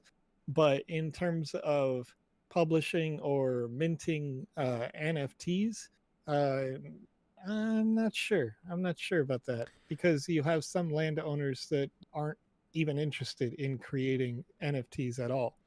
So, Um, as far as being a landowner and wanting to publish assets to the marketplace, even not considering minting, just publishing, I think you can ask Joseph through the form that he yeah, published earlier, and if you you can were, say, "Hey, I'm a landowner. I'm interested in making games." I don't think it necessarily has to be for the game jam, although those will probably take a priority right now, just to yep, make sure that game jam entries are able to get their stuff done on time. But as a landowner, we like supporting you in whatever way that we can. So, yeah, I yeah. could say that as somebody who's watching these streams, I would be more inclined to approve you than like a blind request on Discord, because you're probably more likely to actually want to create content like what you're seeing. Right. And I Not would just consider this to I want be to have permission because it's right, cool. right, Like, right, right. Like you have to actually want to use it, in my right. opinion, at this stage. But yeah, to be approved so you can understand the system and get ready. But minting for the general public, I think, is going to go live all at the same time. But I'm not sure. Uh, I know that we're rolling out artists that are able to mint and have their art published. So you've seen that on the marketplace, like with today's sale. Um, so there's a process that's going to go into place before just anybody can mint. Farah Van Ham the asks, will you be able to use your own custom blocks and anime assets for the game jam? And that is what this whole stream is about. Yep. The entire, I don't know when you joined us in this, but we're showing VoxEdit today to show the process of creating in VoxEdit for those who are unfamiliar. And I think, well, we're almost half an hour over. So I don't know if Joseph is going to want to stick around for the whole time. Maybe we should continue this on Wednesday because we haven't gotten all the way there yet, but we're getting close. Um, we're going to show the upload to the marketplace process also. So we'll probably, Yeah, maybe we'll we will show want to that have that. before I do the evil eyes, because the evil eyes is going to be an extra thing. So we'll finish this animation. We'll show the upload to the marketplace and submitting to Joseph for asset approval, and then we will continue this one on Wednesday when we go to mint and give these away to the people who are winning these. So, the way we bring this head back to its correct position is we can go back to this frame, select the key, and hold Alt, and we can just drag. Oh, it didn't recognize the Alt. 1 second. I think because I had clicked out of the window. There we go. See how it's green? Green means it can go someplace. It'll turn red if there's a place that you can't put it, which, yeah, like we can't. Well, we can actually put it there, so I'm not sure why it's red there. But we drag it over here, and we'll change that to the quad in out. There's a few different acceleration curves available, and we're looking at maybe making a way to do custom curves also. All right, so They're gonna get you, Alex. Oh no, I've been caught. I hear him. I hear him. I live next to a fire station, although that sounded like a police car, so I don't know what happened. Happens. It happens. AK, I mhm. am trying to. I'm sorry, I'm answering a That's all question in right. chat. It says my network can't handle 1080p. I'm trying to figure out a way to add more compression options, if that makes sense. Um, Twitch just has auto and 1080p source. Typically, when you go direct to just one service, you can choose the resolution as a user. But because we live stream to Twitch and YouTube and D Live and Theta and Facebook and la la la, we don't have that much customization control for those features. We have to basically choose a base resolution and go from there. And then, but I will try to dig deeper into the tools that we use. and maybe possibly change what tools we use, but that's going to be a while before we'll have that possible. Cool. Let's see. I'm Mhm. putting little pauses at the end of the head turns here, so I'm just duplicating these frames out. You can see that it gets a darker color when there's no change from a keyframe to a keyframe. So if you've got a duplicate keyframe, it'll not display the same way. All right, so let's take a look at this. It looks one way, looks the other way, goes back. I think probably it'll start pulling back before its head finishes this rotation. So we're going to slide these back and pull these in. James Hallett over on YouTube asks, I wanted to ask who on your team created Cup Bonsai. It is so fantastic. And I can say that it was that guy over there. Thank you if very I'm much. pointing in the right direction. I'm not. It's that guy over there. Hey, I pointed the wrong Hey, way. you got There we me. go. Hey, so yeah, it was that was a really cool creation. And Alex, did you record the process of making that and how that works? I think that was made in a blind fury as much of my work is, and was Very good. possibly not recorded. But I do plan on breaking down how those assets were created. So specifically, I've been asked for that one and the bubble blower for the Care Bears. People are interested in how I set those up because those kind of, we don't really have, we have some particle effects in the game, but we don't have a way to make our own particle effects through VoxEdit. And so I use some tricks that I've figured out with the node structures and the animation to kind of mimic my own particle systems. So that's both of those assets use that, as well as the Wizzy Tower that was sold on Tuesday. So we'll break down those in streams eventually. It's one of those things that I could show at any time, but usually there's like something else going on. So okay, and I think I'm reading this right, but I want to address Crypto Gemini Bros question over on Twitch. It says, I noticed there were specific game file namings after I started working on my game. The tutorial shows that you rename it upon exporting to the game maker. Can you comment about that process? And I think I'm a bit confused with the way that you've written this, but I think I understand. Your game is one thing.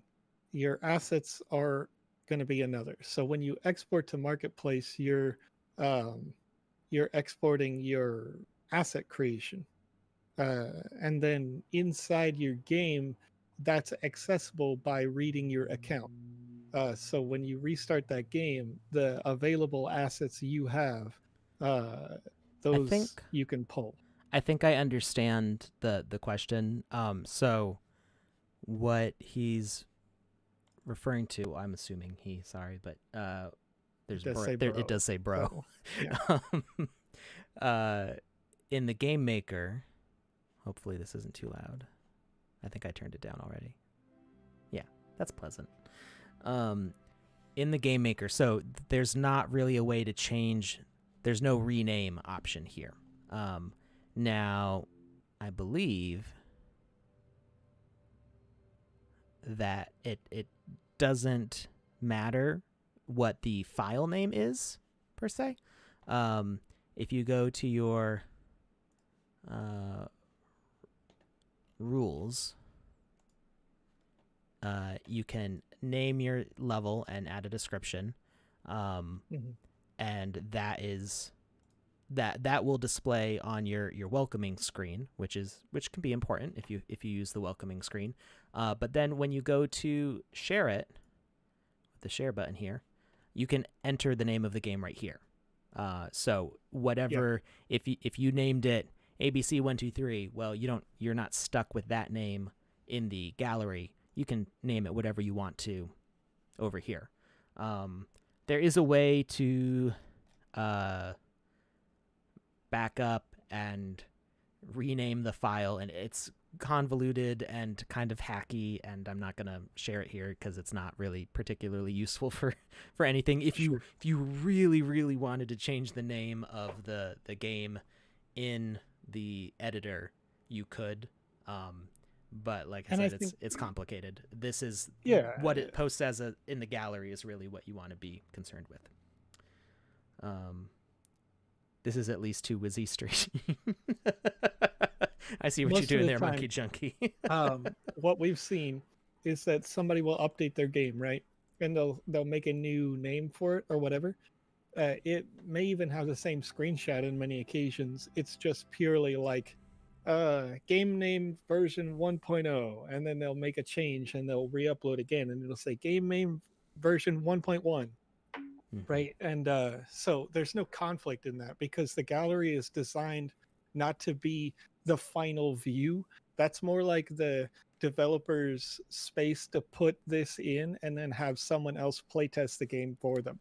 Oh yeah, that's And this another is, important thing to point out. yeah. You can continue while I'm logging back in. Okay. Sorry. So, when we are looking at that as a game developer, and when I say we, I mean you, the viewer, and me, Joe. Let's say we were a development team together. You would say, "Hey, I've made this game. I know that it works on my computer because I have all the assets and all this other stuff, right? But I don't know if it works for the general consumer. You could publish it here and then have Joe log in, and I click on your game and I load it without having any of the assets in my account, and maybe it broke and it doesn't work anything like you intended." But this is a normal part of the process, and you would say, okay, because it broke, what do you need to make it not break? And then get back to designing and development on your side until you've worked out all the bugs and the kinks. So this is totally normal process. You can see like Magma Maze here, an experience by Alex. If I loaded Magma Maze on my account, it may not perform exactly the same. I think this is totally broken right now.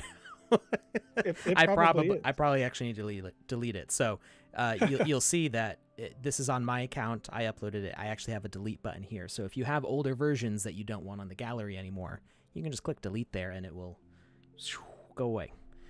You can also do that from your dashboard, I believe. I know that you can see them on your dashboard. I'm not sure if you can delete them. We can take a look at the dashboard. Click. Cool. And then Crypto Genie, make sure that if you want us to break your game, which is our nice way of saying we'll play it for you on Wednesday and tell you everything that we think can be improved, then you'll make sure that if you are an artist, that I have to also approve all your art before we can even try to break your game or playtest it, right? Yeah. So if you want us to play test it, then you're going to have to let me know ahead of time. You can do it on Discord, you can do it on Twitter, and you can say, hey, I've submitted this art. Can you approve them so that you can play test it? And I will go through and approve them early. But as soon as I approve them, then anyone could use that art, which is okay. If you want us to play test it, my genuine opinion, even though we won't be the panels actually judging your game, is that you probably have a better chance of winning if you've never made a game before by having your art be public and letting us playtest it anyway, and not thinking about, oh, well, somebody else can use my art right now. Because later on, if you don't want them to use your art, you could always mint it. Yeah. So, it's up to you. So you can't delete the experience from your inventory, but if you go to the Me tab and inventory on your sandbox.game account, and you go to experiences here, you can actually click on any of the experiences that are synchronized with your account, and you can click edit experience in the corner here, and you can change the name and the description from here. I think experience multiplayer, if you toggle that, that might be only visible because I'm an admin, and it may not even. It probably won't even work if you toggle that. I'm not sure. I haven't tried that. I'm not sure what'll happen there. I will test that out. Don't do it, Alex. I'm not going to test it out right now. We're not here to do that today. But if I see the button, I push the button. It's the way it goes. So we are going to have to wrap up here if Joseph's ever going to get his hair cut and stop being a hippie. So it's true. We've got I'm going to do some more with this after we're done with the stream, and then we're going to add our glowing eyes. We'll make at least the beginning of Wednesday finishing up this asset and minting it for the people who are winning it, because if you weren't with us at the beginning of the stream, there is a now sold out Easter Bunny asset on the marketplace. So if you got that Easter Bunny before it sold out, send us a screenshot on Twitter, tag me, Joseph, and the Sandbox with your screenshot of you using the Easter Bunny in the Game Maker. It can be hiding its eggs somewhere, whatever you want it to be doing. Just make it family friendly, please, because we want to show these on stream. And whoever does that by Wednesday's stream, which is at 2100 GMT, you will be winning this. Everybody who submits will be getting an NFT of this. We are only going to mint as many copies as there are submissions. So if 20 people submit, there's only going to be 20 copies of this.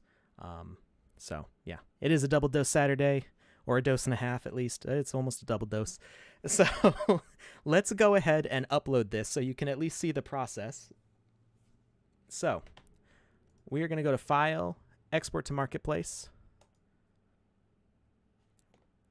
We want to make sure that we have the right animation selected. I'm going to select peaking as the default. Actually, we can do that over here too from the animation panel. Set as default.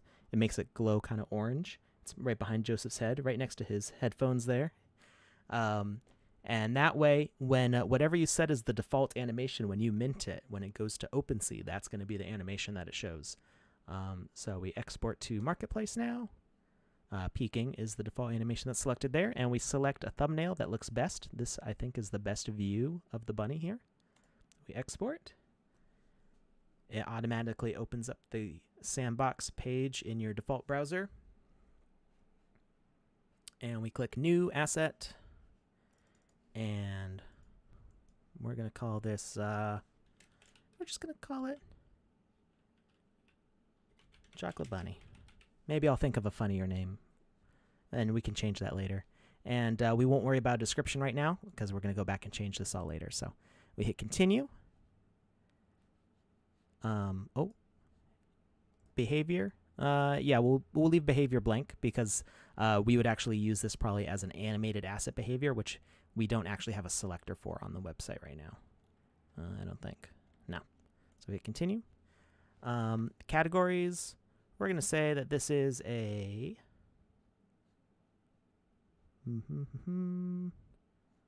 There's no food option. I was thinking food. We need a food category. Maybe it's decoration. Decoration? There is decoration. We can use that. Decoration. We could say horror, but I think maybe we'll just put animal decoration and none for the theme for now. We'll keep those that way. All right. So now we've got our preview. If we click on the View 3D button here, let me zoom in. Whoops. Zoom in so you can see what I'm doing better. We click the View 3D button. We can do peaking there, and it'll play the animation back for us. We can also see that it's the top animation because it has preview, which is 2D, View 3D, and then the first animation it shows is peaking. In this case, idle is actually hidden because idle is the same as View 3D because we didn't have any keyframes on idle. So View 3D is the exact same thing. So whatever animation is listed as top, that's another way to check what it's going to mint as on OpenSea. So you want to make sure that you have the right animation selected there. So this is the part where you should go and test it in the Game Maker first.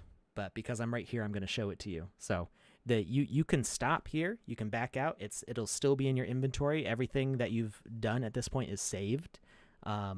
You don't want to click Send for approval until you've tested it in the Game Maker and you're sure it works and looks the way that you want it to. When you're sure that it meets all your criteria for being your perfect asset, you click Send for approval. And that is what puts it in our moderation queue. But if you want to send it to Joseph, Joseph, you got that link handy for submissions? Do you want to share it now? Probably do, but I was going to send it in an email to everyone who has you applied. Yeah, you can. Because there's going to be a bunch of people who aren't watching this. Right. So let me see if I can, because I want to find the form. I didn't have it ready. Here we go. Here it is.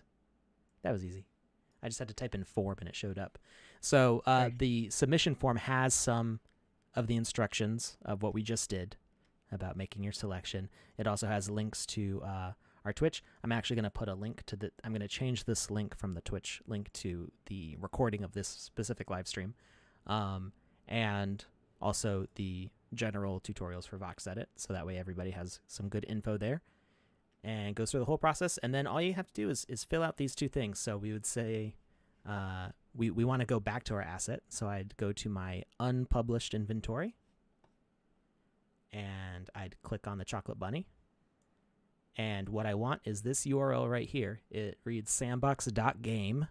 Then it's, for me, it says /en for English. But if you were on if you were on Korean or Japanese or Chinese, it would change those letters. I'll be right back. Okay. So then it says assets, and then it has the name of the asset, in this case, chocolate-bunny, and then it's got the asset ID.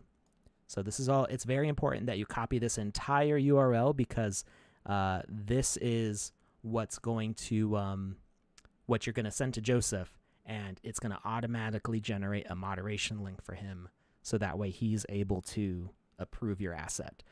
So we copy it. So you just select all and then copy. And then you paste it into the first field of the form. And it will actually yell at you if you don't have this whole URL here. It's actually going to say, make sure to copy the full URL, because it's checking that all that beginning part of the URL is there. And then what is your email? And so I put in my email. And submit. And that's it. And it gives you a link to submit another response. So if you've got like 20 assets, you can just submit another response, scroll down, paste to the next one. Though I know it's kind of annoying to have to submit them one at a time instead of submitting them all at once. But this way we give Joseph something that's really easy to work with, because he's probably going to have thousands of assets to approve because of this. So we want to make this as smooth as possible for him, because this is his contribution back to your community. So yeah, the URL is when you go to your inventory, you go to me, inventory, unpublished. You could say unpublished or pending. If you clicked select or send for approval, it would be in your pending also. It counts as both. You click on it, and then you copy the whole URL that you see up here. And it should just be at the end, it's going to be the name, chocolate bunny, or whatever you chose as the name, and the asset ID. If you see a whole bunch of other stuff at the end, you're probably on the wrong page. But the reason you want to put your email there is if Joseph is having a hard time with your URL, if for some reason it's not working, he can contact you and say, hey, I'm having a hard time getting to your asset, so let's figure something out. Let's see. Questions in the chat here. Let me scroll back a little bit.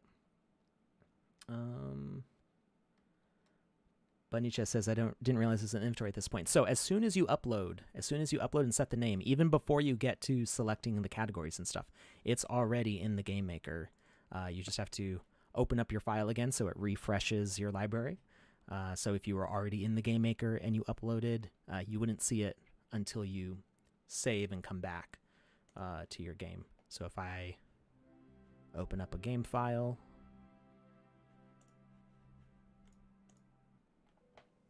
it should already be in my inventory here. So I go here and say bunny, chocolate bunny is right there.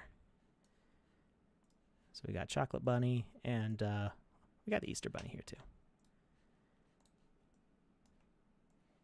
And we see that the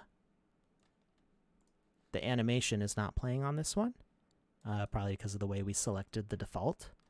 So what we can do to fix that is we say behavior, animated decoration, and peaking is that. You know why? It's because idle is always going to be the default in the Game Maker. So whatever, if you have an animation called idle, the Game Maker is going to pick that by default, no matter what. So this would actually work out in the best case, because in the Game Maker we probably want the static idle to be default, and then we want to play the animation in a specific situation.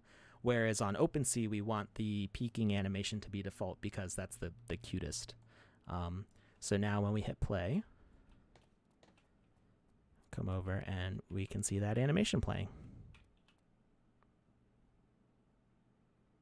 All right, so that's that whole process, and we will go over that a bit more next time. Hi, Joseph. Welcome back. I'm just going through the questions here. Hibernium says the value of the Wizzy NFT increases on the base of time Joseph and Alex stream. That's the real secret. You figured us out. You're still muted. It gets increasingly rare every single time we stream. I think that's the real secret. Yeah. There's just lesser and lesser chances you'll ever be able to acquire one. That's and so true. People are more and more so like, hey, I need it.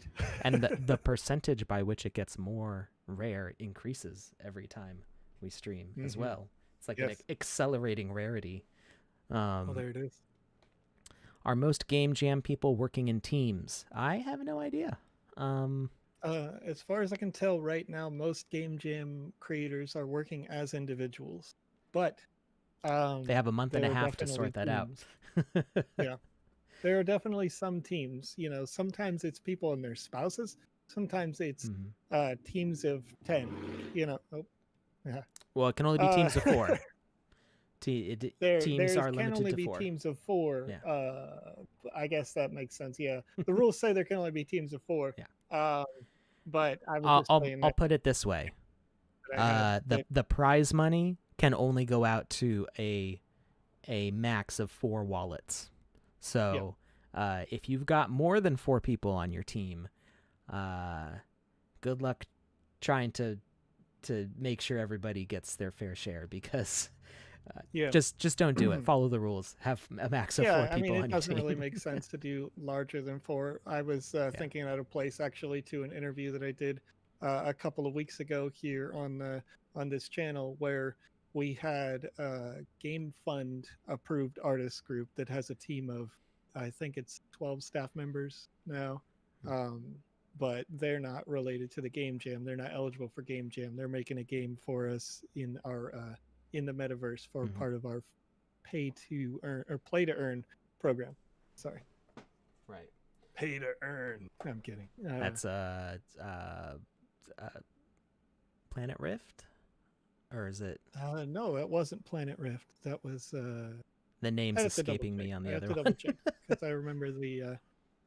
Let's see here. Is it very hard to join the Game Jam? No, it's super easy. Barely an inconvenience. All you have to do is make a game and then submit it in. You can see the article over on medium.com/sandbox-game.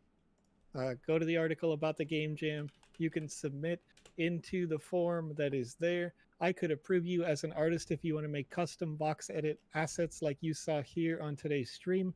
And then I would have to approve those assets in order for you to submit something. But you can see the contest there. It says a glitch in the Metaverse. And so this is our Game Jam, and it'll run until about mid-May. Right? Yeah. May mid-May. 15th, So I think. got lots. And that link, thank you, Alex, for putting that in the chat. But yeah, it's super easy to make the game. Not as easy to get in the top 10. But we've had some creators who've come in previous Game Jams, and they joined us on a stream like this. They've never made anything before. They got top 10, So if you want to enter, it's always worth entering. It's always worth your time. Even if you don't get top 10, you can always take the game you created for this Game Jam, and you could publish it onto a piece of land if you buy one, and then people will be able to play it when the Metaverse goes live. So super cool. Cosmogrog, that was a motorcycle going by me. I live on a main road, so I apologize. It do get pretty loud.